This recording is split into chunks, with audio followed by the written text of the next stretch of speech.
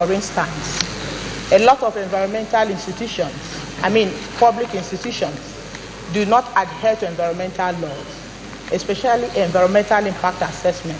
And that is why we have environmental issues, especially people building on floodplains, people violating environmental laws with impunity, especially public institutions. So can you tell me the mechanism or the policies you're going to put in place to ensure that public institutions adhere strictly to environmental laws? Thank you very much. Senator Durufashe. Thank you, Mr. Chairman. I'm Durufashe from Ikiti Central District. Mr. Nominee, I want to take you up on foreign affairs. One is in updated daily with disturbance accounts of human treatment being meted to Nigerians, which sometimes result in death in other countries, particularly fellow African countries, many of whom have benefited immensely from our benevolence in times. How do you intend to make Nigeria the centerpiece of our foreign policy in this dispensation, if eventually you are appointed Minister of Foreign Affairs? Barrister Dalong, you take those questions.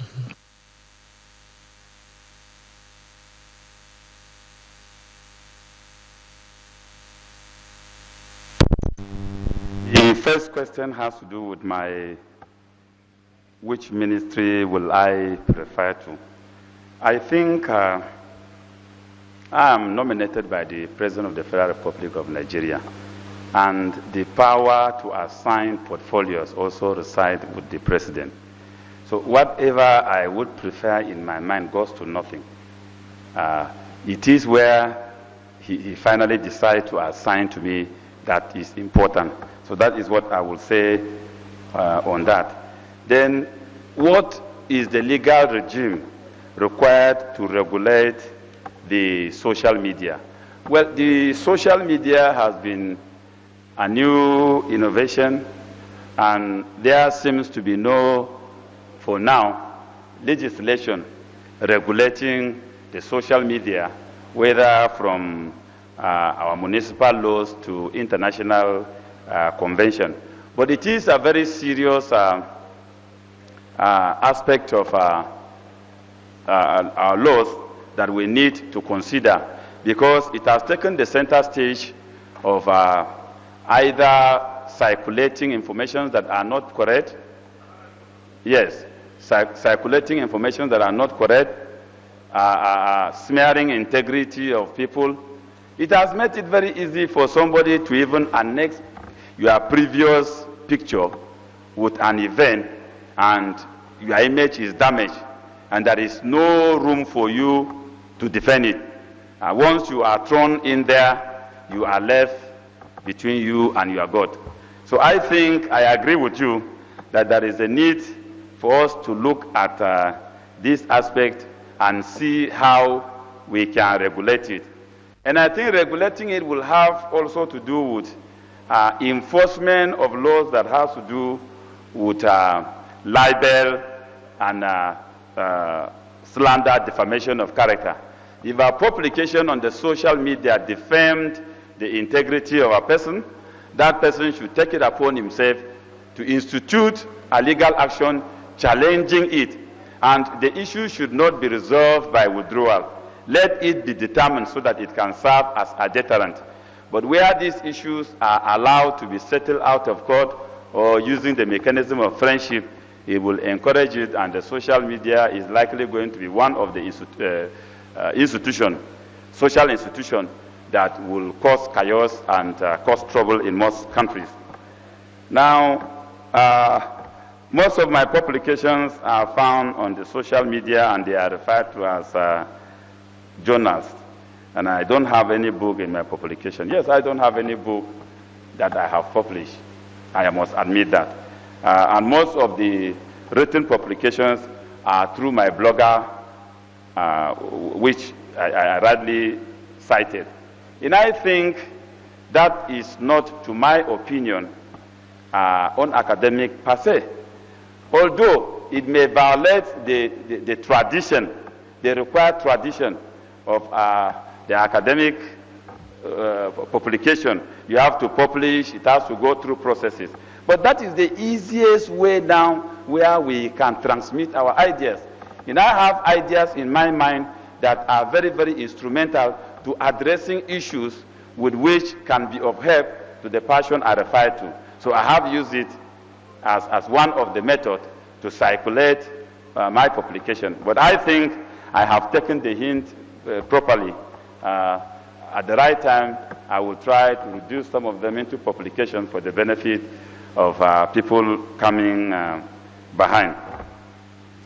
Then, who is really a corrupt person? That's a 1 million question that is crying for an answer. There is nobody that can be able to define who is a corrupt person except that person defined by law to be corrupt. 80% environmental issues and the inability of public institutions to comply with environmental law. Well, I think this has to do with the attitude of impunity that has bedeviled our law enforcement in this country. You know, impunity had taken a center stage where it is seen as maybe the norm itself. Laws relating to environmental issues must be enforced. And as an Attorney General, if I finally make that destination, I will ensure that all the laws relating to these issues are enforced. They must be enforced completely so that impunity has to be flushed out. Then another issue is that because we have allowed impunity to flourish, our reward system too had collapsed. In this country, we have decided to abandon rewarding conducts that are good. Integrity is not rewarded. Honesty is not rewarded. But we celebrate wrongdoing. We celebrate wealth, undefined wealth. We celebrate people that are coming from nowhere. This has gone to even discourage people to admire education. Because there are some people that have graduated and have very wonderful certificates. They are in the village. But having lacked the privilege to express themselves, they are nobody. And there are people now that are privileged, maybe by virtue of their parents or close relationship and have money, they are celebrated. I think we must revisit also our reward system. Your Excellency, the Senate President, in this line, I think that national honors should also go to those who participate even in the subsistence economy of this country. There are very great farmers in this country that have made contribution in this country. We should identify them and reward them with national honor. We should also look at people whose conduct. I know a person who found 3 million naira and took it to the police station. Such persons should be rewarded. It is only by so doing that we will build a solid foundation for integrity. Distinguished colleagues, we normally have taken 14 questions from different senators, from 14 senators, and is it the wish of the Senate that the nominee takes his leave now?